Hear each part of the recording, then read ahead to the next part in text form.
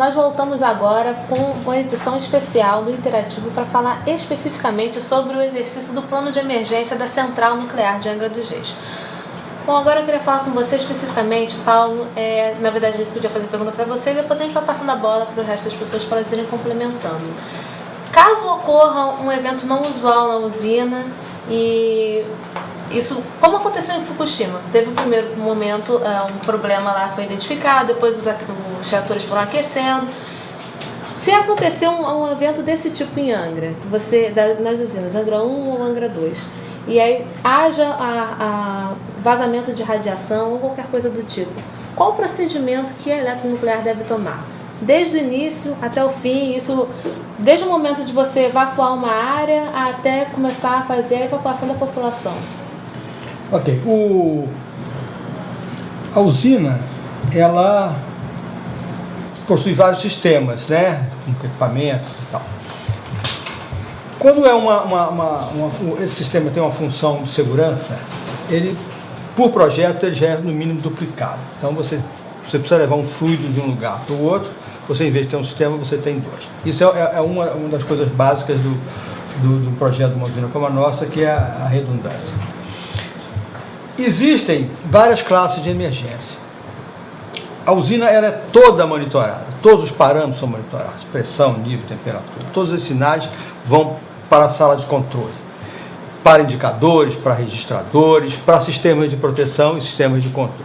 Se um desses parâmetros sai do seu valor, o sistema automático busca voltar a essa situação. Caso isso não ocorra, existe um sistema de alarme que orienta o operador o que ele tem que fazer. Partir um outro sistema. O sistema redundante, como eu falei, né, duplicado ou em alguns casos quadruplicado. Bom, se houver uma situação anormal, mesmo que não leve não exista a possibilidade de liberação, a usina entra, como você falou, no evento não usual. Um exemplo de evento não usual. O sistema de meteorologia é um sistema importante para a segurança, porque se houver um problema de liberação de material, você tem que saber as condições de vento, direção, para onde está indo a pluma radioativa. Então, o sistema de meteorologia é um sistema importante. As usinas estão operando normalmente. Um sistema de meteorologia que vai ser usado lá na frente, ele sai de funcionamento por algum motivo. É um evento não usual. Compromete a segurança da usina? Não, mas é um evento não usual. Então, exige o quê? Atenção da usina para retomar esse sistema ao funcionamento. Se houver um agravamento, uma outra situação que aumente a probabilidade de levar a um acidente, você entra na condição de alerta, né? O alerta ainda você não liberou e provavelmente não vai liberar. Mas como o plano ele é antecipatório e preventivo, começam as comunicações para os órgãos externos. Os centros de emergência externos da Defesa Civil e da CENEM, eles são ativados a partir do alerta. Começa o plano de chamada para esses centros. Não aconteceu nada, grande chance de não acontecer, mas o sistema já entra em prontidão. Se a coisa evoluir negativamente e chegar à necessidade de retirar a população, os trabalhadores da usina, nós entramos numa condição de emergência diária. E se houver uma probabilidade de liberação para o meio ambiente afetando a população, entramos em emergência geral, né? Então, o plano é todo assim, é todo antecipatório e preventivo. Ok, alguém mais gostaria de complementar? Eu quero complementar sim, ou seja, dentro desse processo que o Paulo descreveu, né, cabe à operadora, então, por exemplo, num caso de um evento não usual, que é um desvio operacional, na realidade, né, porque tem regras a serem seguidas lá, especificações técnicas, né, esse evento não usual, esse ENU, ele é avisado a CENEM, por exemplo. Então, a sala de controle, né, avisa aqui a nossa inspeção residente, nós temos um grupo de inspetores residentes aqui, avisa também a Comissão Nacional de Energia Nuclear no Rio de Janeiro, na sede, e nós passamos a acompanhar o que a eletronuclear está fazendo. Na verdade, isso é no dia a dia, isso é assim. Então, se nós levantarmos aí uma estatística de eventos não usuais nas nossas usinas, são de 3 a 4 por ano em cada usina, se diz isso é muito pouco, isso é equivalente a valores internacionais.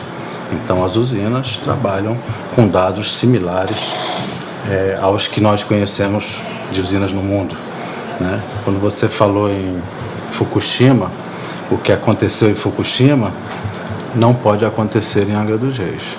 Os modelos das usinas são diferentes, você poderia ter outros eventos, você poderia até ter um tremor de terra, mas de uma escala menor, né?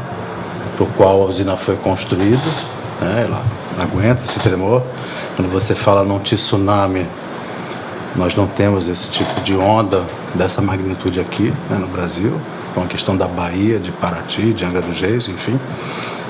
Mas nós poderíamos ter outros eventos. Então, por exemplo, Fukushima nos fez repensar nesses eventos, né, iniciadores externos, né? Então, poderia ser um desbarrancamento de material, muita chuva, muita água, uma maré bem cheia, enfim, combinação dessas coisas para que você se prepare para isso. Então, essa gradação, como o Paulo colocou, um alerta, né, você montar os centros e tal, tudo isso, todas as organizações passam a fazer parte desse jogo, né? O que é importante salientar é o tempo que você tem, ou seja, foi feita uma pergunta fora do ar sobre o ENU, por que nós não sabemos dos ENUs e tal.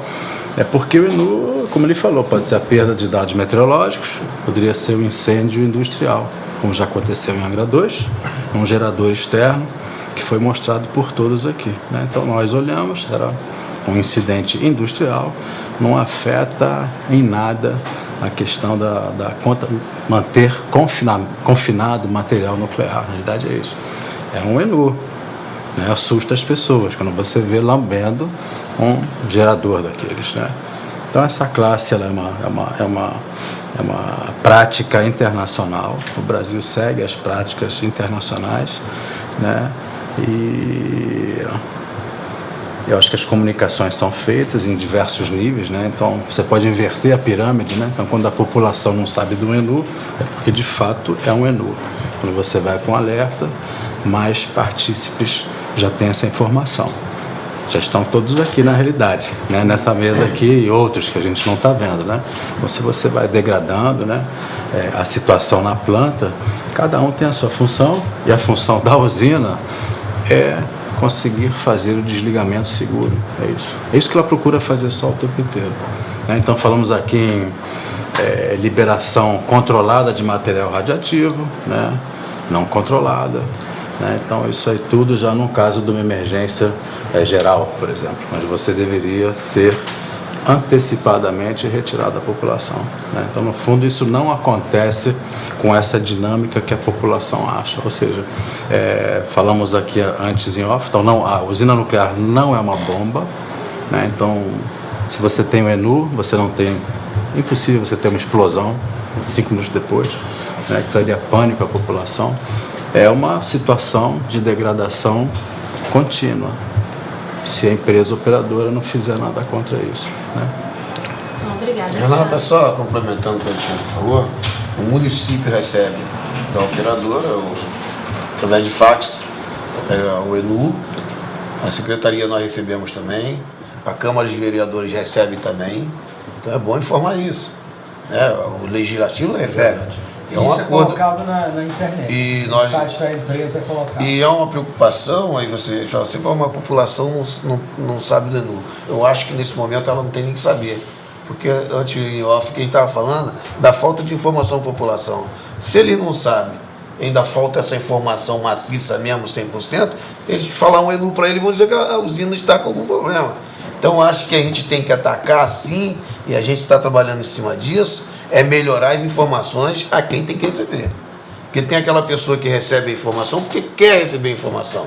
Há 2 semanas atrás nós fizemos um núcleo de defesa civil no Frade e deu 150 pessoas disputando com o Rede Globo à noite, né? Então é importante. E eles vão participar agora do exercício, como estivesse sendo retirado. Então isso já é ponto para quem discute esse planejamento. Então acho que nesse momento, até por falta de desinformação, você encontra pessoas ainda que não falam, nunca ouvi falar, eu tive uma palestra sobre o planejamento dele. Realmente, de repente, como a pessoa vai perguntar, você já recebeu o calendário da usina? Já recebi.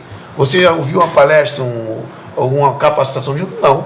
Então, de repente, como a pessoa vai perguntar a idade da pessoa, ela tem a resposta que quer receber.